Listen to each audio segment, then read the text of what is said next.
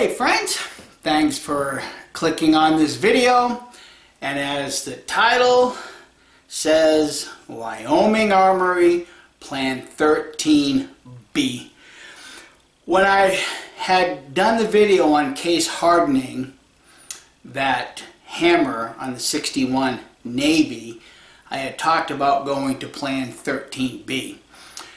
And Plan 13B was sending the frame off to Wyoming Armory to be color case hardened traditionally in an oven. So let me just backtrack just a little bit. I'll try not to be too long-winded in this.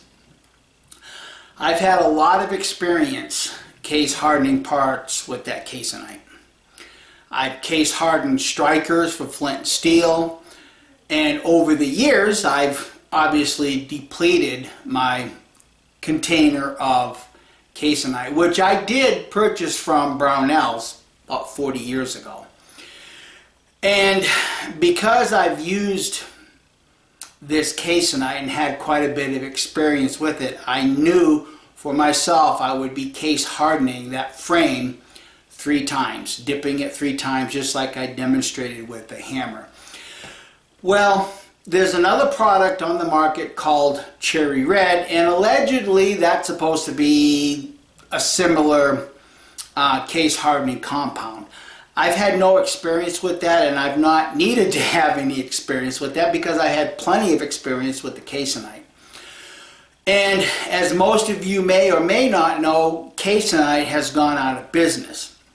And that's why Cherry Red is on the market, and that's what's recommended for case hardening your parts.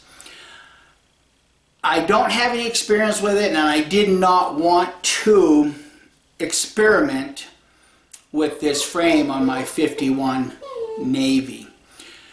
So my wife went online and she actually found a company in Europe. I believe it's called Beta Hardening or something to that effect. I don't remember exactly the name, but I do remember the name Beta being in it. Yes, we got new puppies in the house, so if you hear any puppy making the noise, it's because they're out of the back bedroom right here. So my wife found a company in Europe that claims on their website that they are the same formula and or maybe even the same company that caseonite came to be later in time. Well, that pound of caseonite, like Cherry Red, was about 30 bucks, maybe 40, I don't remember exactly. The problem is that it would have cost me 30 bucks to ship it. And then by the time I had gotten the color chemicals to make it look like it's color case hardening from Steel FX, you can go on YouTube, type in Steel FX, and you can see exactly what I'm referencing right here. Well, by the time I would have invested in the chemicals to do the color that's indicative with color case hardening, I had about 100 bucks tied in, plus the time. And bless my wife's heart, she says, "You dumbass, why don't you just send it off to Wyoming Armory and have them do it?" Because it was only 125 bucks to have this done. And like my wife said, you're going to invest into the Steel FX and you're never going to use it again. So it's like, yes, dear. So what I did is I sent it off to Wyoming Armory and I had them do the color case hardening traditionally in an oven. So let me show you the piece. I'm going to reposition the camera and focus on my table so that you can see the piece. And I also have my 61 Navy, my Friday's Nightmare revolver, and then you can kind of see the difference between what was done in an oven traditionally to get the color case hardening and or what's done through chemical. So let me get repositioned. Okay, so this is Friday's Nightmare. This is a Uberti revolver, and if you look, you can see what is color case hardening, but then gone back through afterwards and colored with a chemical. And you know, Blackie Thomas even mentions that this is how they actually do it. And I've known this for a long time, but this is how they do it. They'll case harden it and then go back through afterwards and add color to it. And not to knock this way of doing it, that's a very good way of doing it. My experience has been that the color does last a very long time, you know, unless you're hard on a revolver like I tend to be, because I view these as tools to be used. Now, I will tell you, when I opened up the package from Wyoming Armory, I was extremely pleased. So here's that frame. I'll let you look at it in natural light first, try to get a good close-up of it. This was case hardened, color case hardened in an oven. And I am 100% pleased and satisfied with this. I found Wyoming Armory to be very, very easy to work with.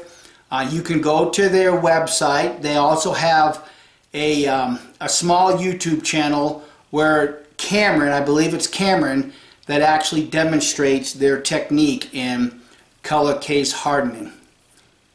And like I said, they were extremely easy to work with. They'll actually have you download a work order, and then you can put on that work order what you would like to have done. And that's what I did with this. And there actually was a question regarding the finishing of the frame. So Cameron called me and we discussed it so that we were on the same work order. So if you don't have the availability to case harden and or want to go back and chemically change the color once it's case hardened, I would recommend getting in contact with Wyoming Armory and talk to Cameron. And I should also note too that when I shipped this off, I actually shipped it priority because I do a lot of shipping. I shipped a prepaid return address label, and they were kind enough to, you know, put that on the package, and it came right back to me in 2 days.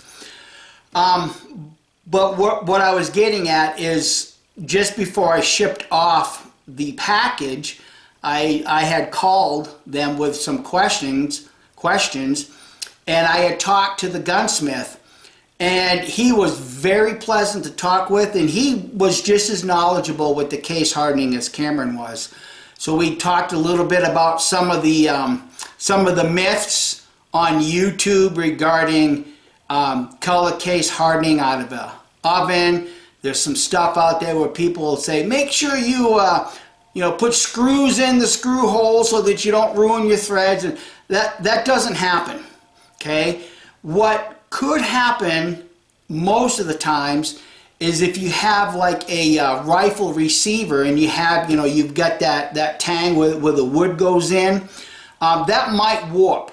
So it's recommended, they put a screw there, and Wyoming Armory is fully knowledgeable about all that. The only thing that I might add right here in this discussion is that if you have a receiver that's not cap and ball, they will have to send that back to a FFL because of being a receiver for modern cartridge and things like that. But like I said, I found Cameron to be very knowledgeable and very forthwith, and if I use that terminology correctly, very forthwith in giving the knowledge that I was wanting. And here again, guys, I've done case hardening myself for decades, so I was very well aware of what I was going to expect coming back, and I am very, very pleased with the way this frame turned out. So you can go online, type in Wyoming Armory in, just so that you know, no, I'm not getting paid dime one, did not receive any compensation for this. I'm doing this because I'm impressed with it, friends. I really, really am. And for what they charge to do this, 125 bucks, and what it would have cost me to buy, to get that case in it here, and then also to spend the money in the chemical coloring, it was much easier for me to do this. And, well, to be a little more honest, how could I tell my darling wife no? When it was really, you know, her suggestion to just spend the money, send it off, and have it done that way. So now that I've given a plug completely to Wyoming Armory, I just kind of want to give you guys a little bit more of a heads up on that 51 Navy. So here's the barrel. I'm ready to blue the barrel. I'm going to clean it up really well. I'll probably hit it with 1000 grit. I've already got this polished to 800. I'll probably touch it up just a little bit with 1000 grit. But what I plan on doing with this barrel is, I've done this in the past. In fact, that second black powder revolver I built from a kit, that 58 Navy, I did the same thing. I actually stuck that in an oven at 150 degrees before I actually blued it.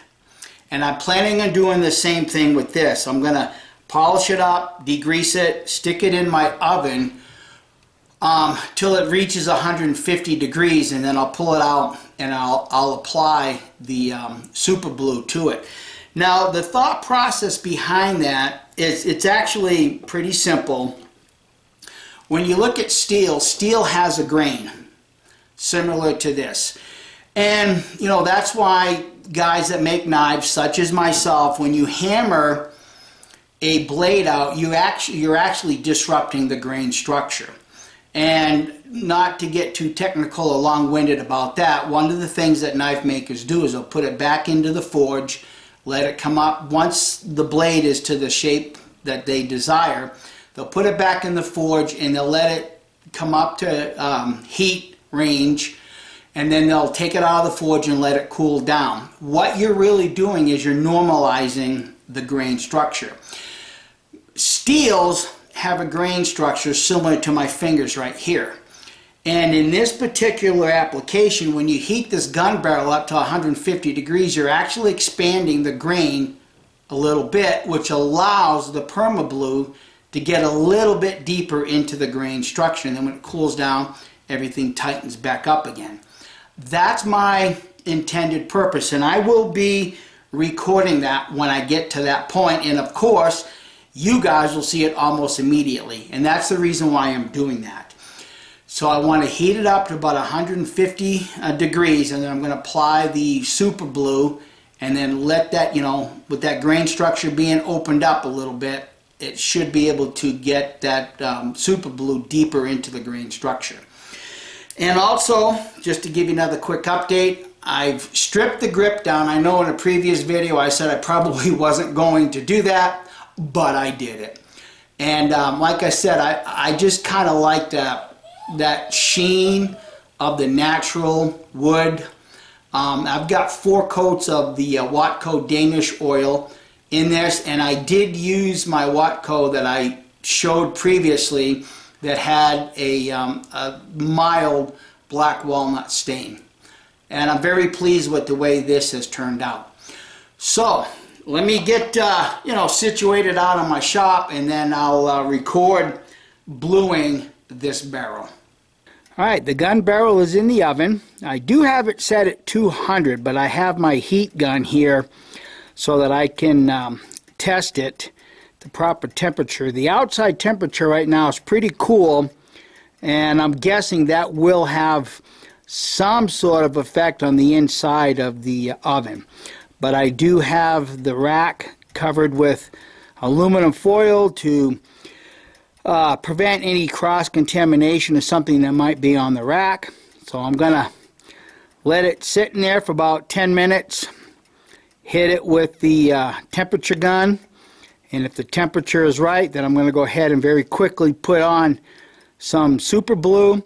I'm going to be pouring some of that super glue into a small container, and then I'm going to be brushing it on, let it set for about 30 seconds, then go ahead and wash it off, dry the barrel, lightly buff it with some 4/0 steel wool, and repeat the process a minimum of 3 times.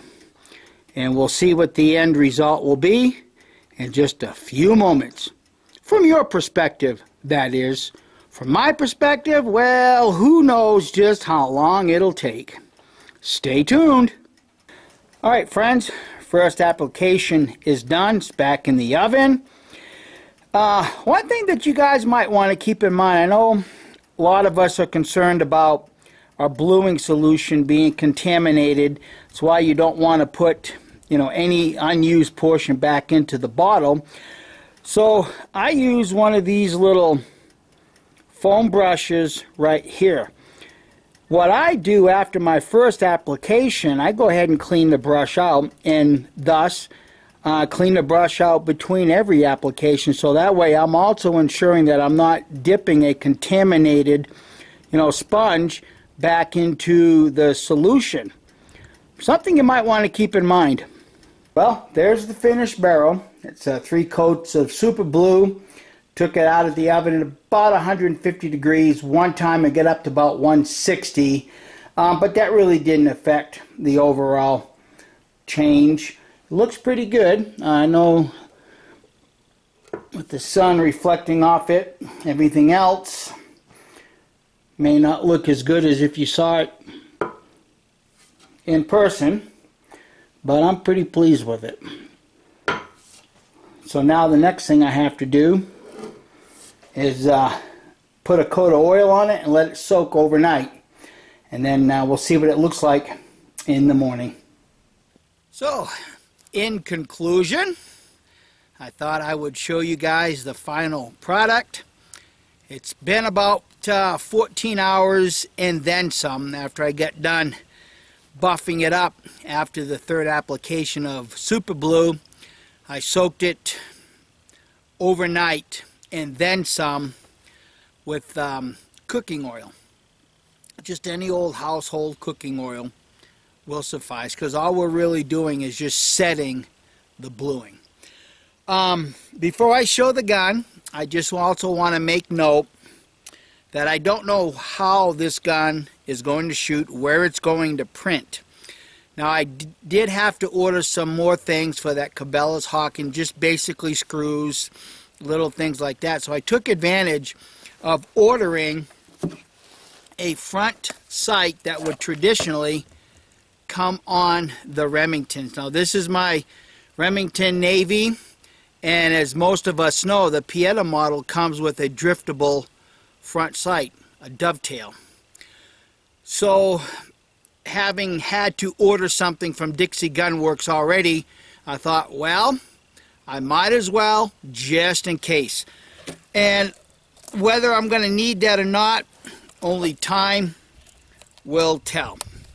Till I get out and actually start shooting the gun. Like I've said in previous videos, I like to run about 100 rounds through them before I start adjusting anything with the sights, just to season the barrel. So, without any further ado, here's the Revolver in its final stage. Let me try to get a little bit of a close-up, and I'll flip the gun around.